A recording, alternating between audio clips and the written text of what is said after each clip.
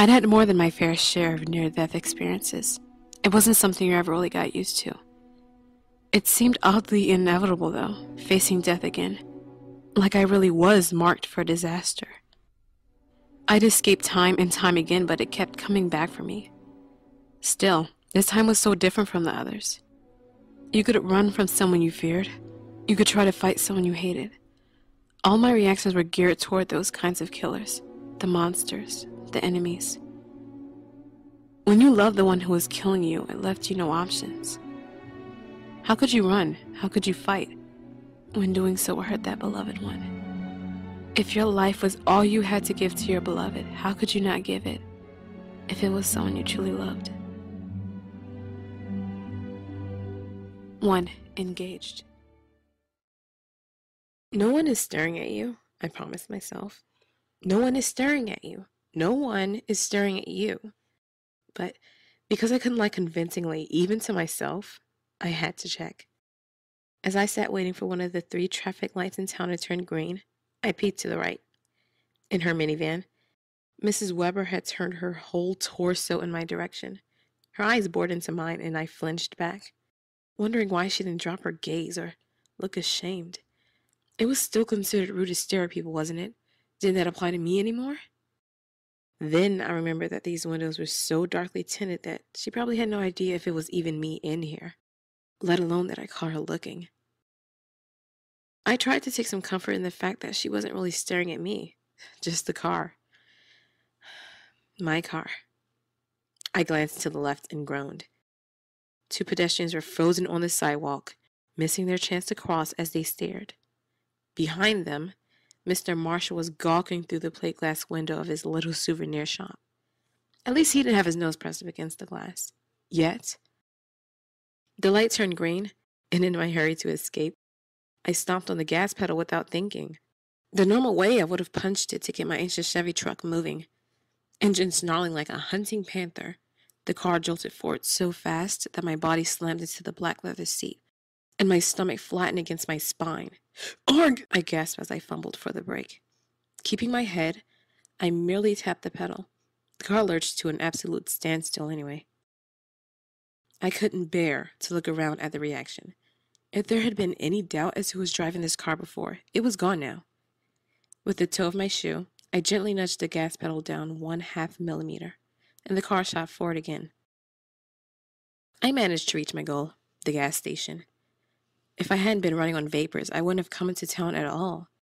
I was going without a lot of things these days, like Pop-Tarts and shoelaces, to avoid spending time in public.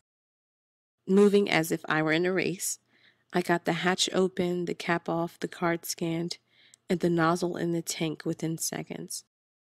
Of course, there was nothing I could do to make the numbers on the gauge pick up the pace. They ticked by sluggishly, almost as if they were doing it just to annoy me. It wasn't bright out, a typical drizzly day in Forks, Washington, but I still felt like a spotlight was trained on me, drawing attention to the delicate ring on my left hand. At times like this, sensing the eyes on my back, it felt as if the ring were pulsing like a neon sign. Look at me, look at me. It was stupid to be so self-conscious, and I knew that. Besides my dad and my mom, did it really matter what people were saying about my engagement, about my new car, about my mysterious acceptance into an Ivy League college, about the shiny black credit card that felt red hot in my back pocket right now? Yeah, who cares what they think? I muttered under my breath. Miss? A man's voice called. I turned, and then I wish I hadn't. 2 men stood beside a fancy SUV with brand new kayaks tied to the top. Neither of them was looking at me. They both were staring at the car. Personally, I didn't get it. But then I was just proud I could distinguish between the symbols for Toyota, Ford, and Chevy. This car was glossy black, sleek, and pretty. But it was still just a car to me. I'm sorry to bother you, but could you tell me what kind of car you're driving? The tall one asked. A Mercedes, right? Yes, the man said politely, while his shorter friend rolled his eyes at my answer. I know, but I was wondering, are you driving a Mercedes Guardian? The man said the name with reverence. I had a feeling this guy would get along with Edward Cullen, my fiancé. There really was no getting around that truth with the wedding just days away. They aren't supposed to be available in Europe yet, the man went on, let alone here. While his eyes traced the contours of my car, it didn't look much different from any other Mercedes sedan to me. But what did I know? I briefly contemplated my issues with words like fiancé, wedding, husband, etc. I just couldn't put it together in my head. On the other hand, I had been raised to cringe at the very thought of poofy white dresses and bouquets. But more than that, I just couldn't reconcile a staid, respectable, dull concept like husband with my concept of Edward. It was like casting an archangel as an accountant. I couldn't visualize him in any commonplace role. Like always, as soon as I started thinking about Edward, I was caught up in a dizzy spin of fantasies. The stranger had to clear his throat to get my attention. He was still waiting for an answer about the car's make and model. I don't know, I told him honestly. Do you mind if I take a picture with it? It took me a second to process that. Really? You want to take a picture with the car? Sure, nobody's going to believe me if I don't get proof. Okay, fine. I swiftly put away the nozzle and crept into the front seat to hide while the enthusiast dug a huge professional-looking camera out of his backpack. He and his friend took turns posing by the hood, and then they went to take pictures at the back end. I miss my truck, I whimpered to myself. Very, very convenient. Too convenient that my truck would wheeze its last wheeze just weeks after Edward and I had agreed to our lopsided compromise. One detail of which was that he'd be allowed to replace my truck when it passed on. Edward swore it was only to be expected. My truck had lived a long, full life and then expired of natural causes, according to him. And of course, I had no way to verify his story or try to raise my truck from the dead on my own. My favorite mechanic. I stopped the thought cold, refusing to let it come to a conclusion. Instead, I listened to the men's voices outside, muted by the car walls. Went at it with the flamethrower in the online video. Didn't even pucker the paint. Of course not. You could roll a tank over this baby. Not much of a market for one over here. Designed for Middle East diplomats, arms dealers, and drug lords mostly. Think she's something? The short one asked in a softer voice. I ducked my head, cheeks flaming. Huh, the tall one said. Maybe. Can't imagine what you need missile-proof glass and 4,000 pounds of body armor for around here. Must be heading somewhere more hazardous. Body armor. 4,000 pounds of body armor and missile-proof glass. Nice! What happened to good old-fashioned bulletproof? Well, at least this made some sense if you had a twisted sense of humor. It wasn't like I hadn't expected Edward to take advantage of our deal, to weight it on his side so that he could give so much more than he would receive. I'd agreed that he could replace my truck when it needed replacing, not expecting that moment to come quite so soon, of course. When I'd been forced to admit that the truck had become no more than a still-life tribute to classic Chevys on my curb, I knew his idea of a replacement was probably going to embarrass me, make me the focus of stares and whispers. I had been right about that part, but even in my darkest imaginings, I had not foreseen that he would get me two cars. The before car and the after car, he had explained when I flipped out. This was just the before car. He told me it was a loaner and promised that he was returning it after the wedding. It all had made absolutely no sense to me. Until now. Ha ha, because I was so fragilely human, so accident prone, so much a victim to my own dangerous bad luck.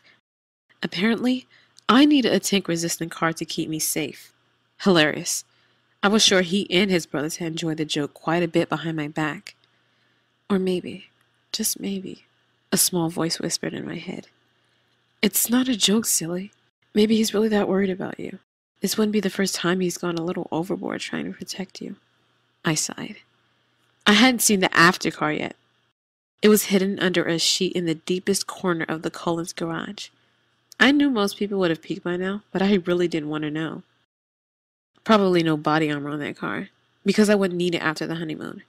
Virtual indestructibility was just one of the many perks I was looking forward to. The best parts about being a clone were not the expensive cars and impressive credit cards. Hey, The tall man called, cupping his hands to the glass in an effort to peer in. we're done now. Thanks a lot. You're welcome, I called back, and then tensed as I started the engine and eased the pedal, ever so gently, down. No matter how many times I drove down the familiar road home, I still couldn't make the rain-faded flyers fade into the background.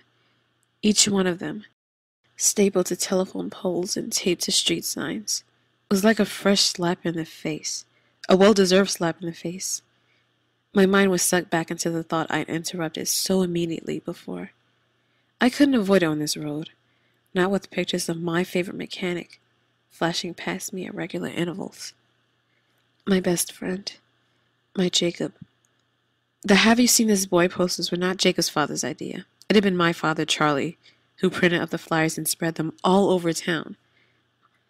And not just Forest, but Port Angeles and Sequim and Hoquiam and Aberdeen and every other town of the Olympic Peninsula. He made sure that all the police stations in the state of Washington had the same flyer hanging on the wall, too. His own station had a whole corkboard dedicated to finding Jacob, a corkboard that was mostly empty, much to his disappointment and frustration. My dad was disappointed with more than the lack of response. He was most disappointed with Billy, Jacob's father, and Charlie's closest friend, for Billy's not being more involved with the search for his 16-year-old runaway, for Billy's refusing to put up the flyers in the push, the reservation on the coast that was Jacob's home, for his seeming resigned to Jacob's disappearance, as if there was nothing he could do, for his saying, "Jacob's grown up now. He'll come home if he wants to." And he was frustrated with me for taking Billy's side. I wouldn't put up posters either, because both Billy and I knew where Jacob was, roughly speaking, and we also knew that no one had seen this boy.